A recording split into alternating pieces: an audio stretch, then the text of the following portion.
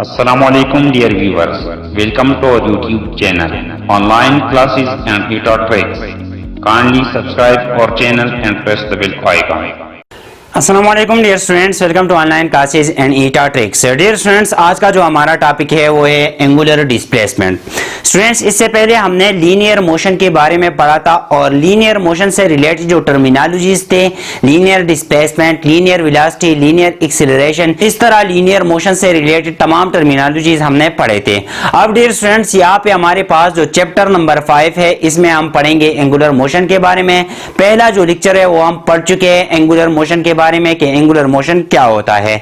अब dear students, इस angular motion का जो पहला सब टॉपिक है वो है एंगुलर डिस्प्लेसमेंट। तो डियर स्टूडेंट्स, एंगुलर डिस्प्लेसमेंट क्या होता है? जब एक बॉडी एंगुलर मोशन परफॉर्म करती है और एंगुलर मोशन के दौरान वो जो एंगल बनाती है विद सेंटर, तो उस एंगल को हम कहते हैं एंगुलर डिस्प्लेसमेंट। कंसीडर यहाँ पे हमारे पास एक बॉडी है और ये बॉडी जो है पॉइंट ए पे है इनिशियली। अब डियर स्टूडेंट्स, ये बॉडी जो है एंगुलर मोशन के दौरान गई है from this point to another point B. ये हमारे पास एंगुलर मोशन परफॉर्म कर रही है और ये जो है इस पॉइंट से गई है पॉइंट बी तक। तो डियर स्टूडेंट्स, इस मोशन के दौरान इसने जो डिस्टेंस कवर किया हुआ है और इस डिस्टेंस के दौरान ये जो एंगल बनाती है विद सेंटर, तो इस एंगल को हम कहते हैं एंगुलर डिस्प्लेसमेंट। यहाँ पे सपोज ये हमारे पास इसका सेंटर है, तो यहाँ पे जो एंगल बनेगा वो हमारे पास होगा ये एंगल। तो ये एंगल जो है ये हमारे पास है एंगुलर डिस्प्लेसमेंट। तो डियर स्टूडेंट्स, एंगुलर डिस्प्लेसमेंट को हम किस तरह डिफाइन कर सकते हैं? The angle subtended bye a body during its angular motion with centre of the circle is called angular displacement. तो डिफिनीशन लिख लेते हैं। एंगुलर डिस्प्लेसमेंट क्या है? The angle subtended by the angle subtended by a body during its angular motion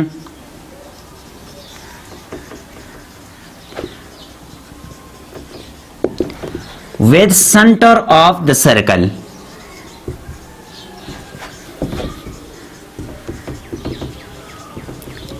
is called angular displacement।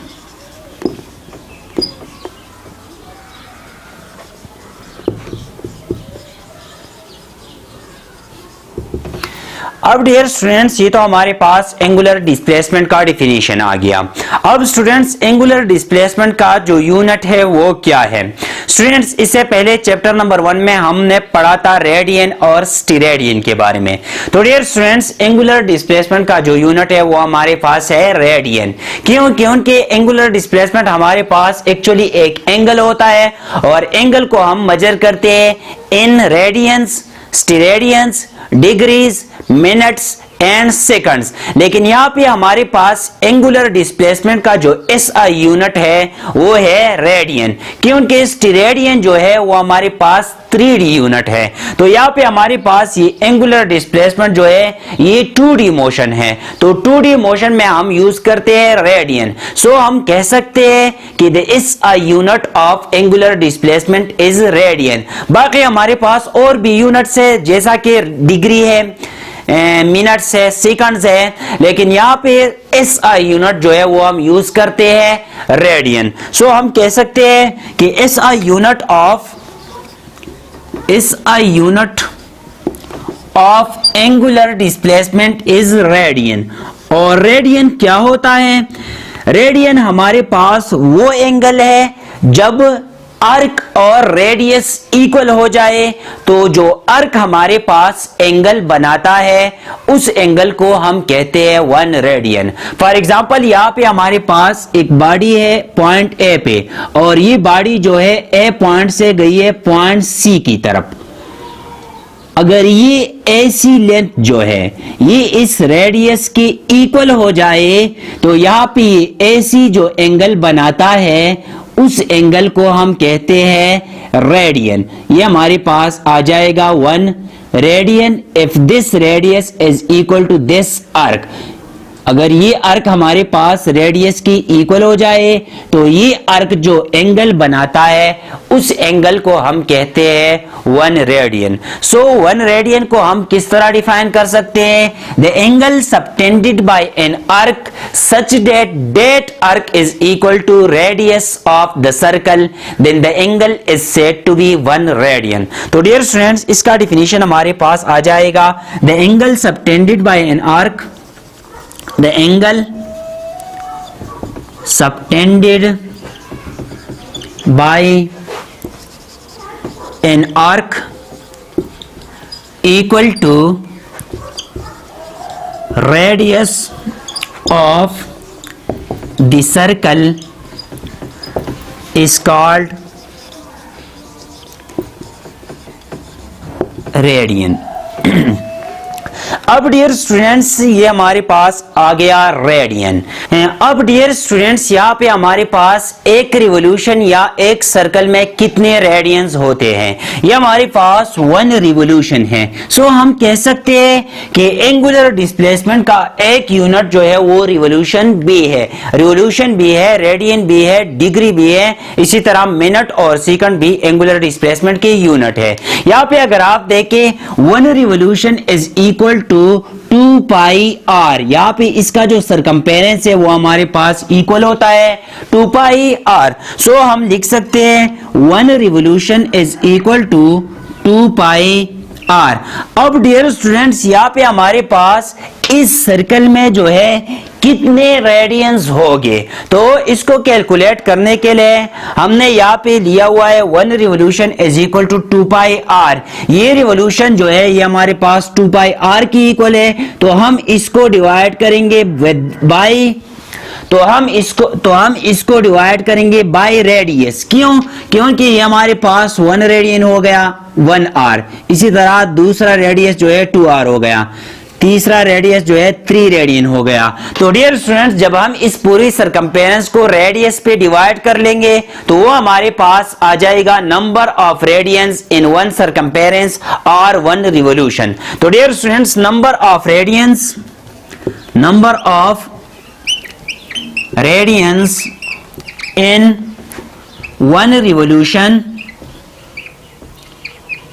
is equal to total circumference जो हमारे पास है 2 pi are divide by radius जो हमारे पास है आर। यहाँ पे आर आ जाएगा, ये आर और आर कैंसिल हो जाएगा, हमारे पास आ जाएगा 2 पाई रेडियंस। तो डियर स्टूडेंट्स, हमारे पास एक सर्कल में जो है 2 पाई रेडियंस होते हैं। अब डियर स्टूडेंट्स, अगर हम इसको एक्सप्रेस करते हैं इन टर्म ऑफ डिग्रीज तो हमारे पास 1 रेडियन जो है कितने डिग्रीज के इक्वल होगा? तो डियर स्टूडेंट्स, हमें मालूम है कि एक सर्कल में जो है हमारे पास 360 डिग्रीज होते हैं, तो हम 2 पाई रेडियन को इक्वेट कर लेंगे विद 360 डिग्री। तो यहाँ पे हमारे पास आ जाएगा 2 pi radians is equal to 360 degree. Dear students, यहां से रेडियन निकाले तो हमारे पास 1 radian is equal to 360 divide by 2 pi. 2 pi को उस साइड पे शिफ्ट करें तो यहाँ पे आ जाएगा 2 पाई। यहाँ पे 1 रेडियन आ जाएगा is equal to 360 divide by 2 into 3.14। Pi की वैल्यू है 3.14, तो 360 डिवाइड बाई 3.14। जब हम ये डिवाइड करते हैं तो हमारे पास आता है 1 radian is equal to 57.3 degree. हमारे पास 1 रेडियन में जो है 57.3 डिग्रीज होते हैं। तो यहाँ पे ये जो हमारे पास 1 रेडियन है, ये एंगल जो हमारे पास बन गया है ये 1 रेडियन है। तो यहाँ पे अगर हम डिग्रीज की बात करते हैं तो यहाँ पे डिग्रीज आएंगे 57.3। अब डियर स्टूडेंट्स, यहाँ पे ये तो हमारे पास आ गया यूनिट के बारे में। अब बढ़ते हैं कि ये हमारे पास स्केलर क्वांटिटी है या वेक्टर क्वांटिटी है, एंगुलर डिस्प्लेसमेंट का नेचर क्या है। तो डियर स्टूडेंट्स, यहाँ पे हमारे पास जो एंगुलर मोशन में जो क्वांटिटीज होते हैं, जैसा कि एंगुलर डिस्प्लेसमेंट है, एंगुलर वेलोसिटी है और एंगुलर एक्सीलरेशन रोटेशन है, ये हमारे पास होते एक्सियल वेक्टर्स। ये आम वेक्टर्स की तरह नहीं होते। एक्सियल वेक्टर्स से मुराद क्या है? ये ऐसे वेक्टर्स होते हैं जिसकी डायरेक्शन होता है along the axis of rotation. अब dear students, axis of rotation क्या है? एक्सिस ऑफ रोटेशन वो लाइन होता है जो परपेंडिकुलर होता है to the point of equilibrium. Point of equilibrium से मुराद क्या है? वो पॉइंट जिसकी इर्द गिर्द बॉडी घूमती है, उस फिक्स्ड पॉइंट को हम कहते हैं पॉइंट ऑफ इक्विलिब्रियम या पोजीशन ऑफ इक्विलिब्रियम। तो यहां पे ये हमारे पास है पोजीशन ऑफ इक्विलिब्रियम। अब डियर स्टूडेंट्स, जब इस पॉइंट पे हम एक परपेंडिकुलर ड्रा करेंगे तो वो हमारे पास होगा एक्सिस ऑफ रोटेशन, और हम कहते हैं कि एंगुलर डिस्प्लेसमेंट का जो डायरेक्शन होता है वो along the axis of rotation होता है, जिस वजह से हम एंगुलर डिस्प्लेसमेंट को एक्सियल वेक्टर्स भी कहते हैं। तो डियर स्टूडेंट्स, यहां पे हमारे पास एक परपेंडिकुलर है। इट मींस कि हमारे पास जो एंगुलर डिस्प्लेसमेंट का डायरेक्शन होगा या आउटवर्ड होगा या इनवर्ड होगा। जब हम ये परपेंडिकुलर ड्रा करेंगे तो ये परपेंडिकुलर दोनों साइड पे होगा, आउटवर्ड भी होगा, इनवर्ड भी होगा। तो हम फिर इसका जो डायरेक्शन है एक रूल के तहत फाइंड आउट करेंगे, और उस रूल को हम कहते हैं राइट हैंड रूल। तो पहले लिखते हैं कि हमारे पास एंगुलर डिस्प्लेसमेंट जो है, एंगुलर डिस्प्लेसमेंट इज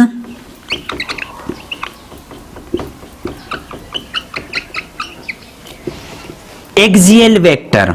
और एक्सियल वेक्टर से मुराद क्या है कि इसका जो डायरेक्शन होता है along the axis of rotation होता है। अब डियर स्टूडेंट्स, इसका डायरेक्शन फाइंड आउट करने के लिए हम यूज करते हैं राइट हैंड रूल। और वो राइट हैंड रूल क्या है कि curl the finger in the direction of motion. Suppose यहाँ पे बॉडी ऐसे गई है पॉइंट बी की तरफ, तो हम ये राइट हैंड के जो फिंगर्स है वो कर्ल करेंगे in the direction of motion, तो तब जो है वो हमें देगा एंगुलर डिस्प्लेसमेंट का डायरेक्शन। सो एंगुलर डिस्प्लेसमेंट का डायरेक्शन इस केस में जो है आउटवर्ड होगा। तो dear students, right hand rule क्या है? Curl the finger of your right hand, curl the fingers of your right hand in the direction of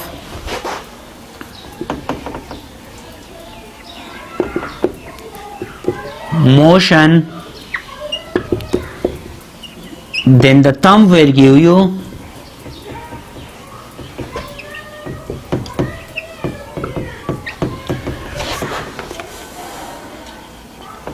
direction of angular displacement.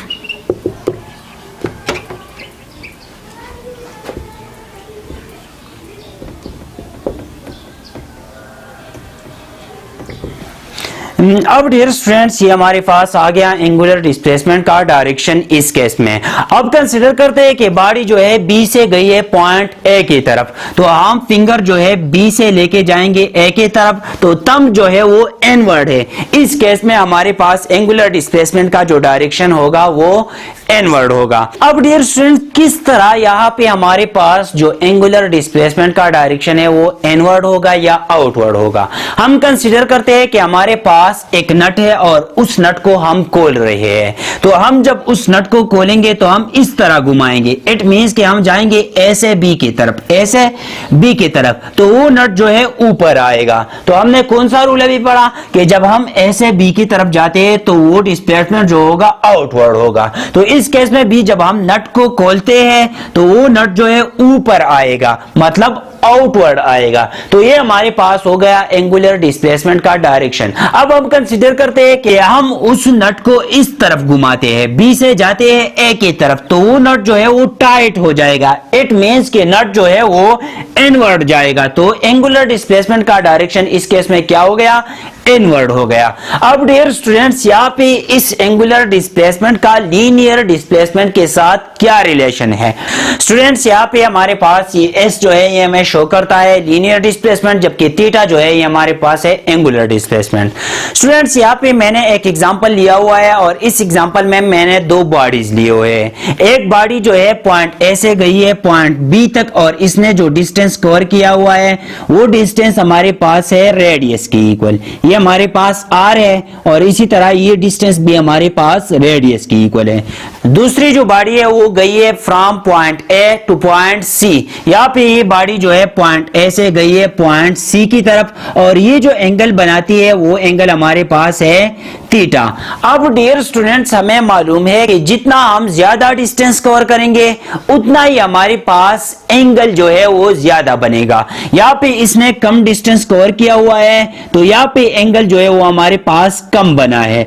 अब डियर स्टूडेंट्स दूसरी body ने हमारे पास जो distance है वो ज्यादा कवर किया हुआ है तो इसका जो एंगल है वो भी ज्यादा बन रहा है। अब डियर स्टूडेंट्स यहाँ पे हमें मालूम है कि डिस्टेंस और एंगल का जो रिलेशन है वो डायरेक्ट है, तो हम कह सकते हैं कि इन दोनों के डिस्टेंस की रेशियो इक्वल होगी इन दोनों की एंगल्स की रेशियो। सो हम लिख सकते हैं A C divide by A B ratio of distance. यहां पे इसका डिस्टेंस हमारे पास है ए सी, इसका डिस्टेंस है हमारे पास A B, will be equal to ratio of angles. तो यहाँ पे AC का जो एंगल है वो हमारे पास है AOC, यहाँ पे हमारे पास एंगल है AOC और इसी तरह AB का जो एंगल है वो हमारे पास है AOB, तो यहाँ पे हम लिख सकते हैं एंगल AOB।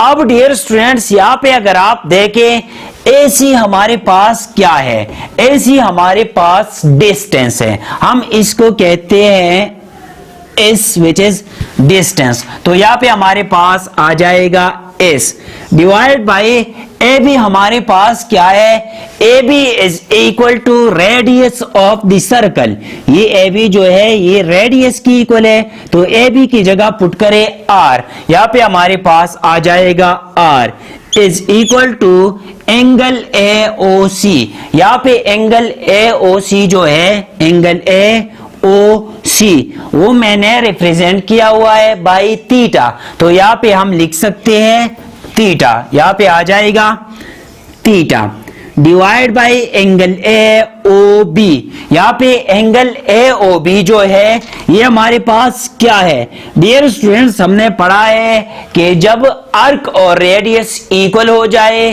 तो जो एंगल बनता है वो हमारे पास इक्वल होता है 1 रेडियन के। यहाँ पे ये आर्क और रेडियस इक्वल है तो ये आर्क जो एंगल यहाँ पे बना रहा है ये होगा 1 रेडियन।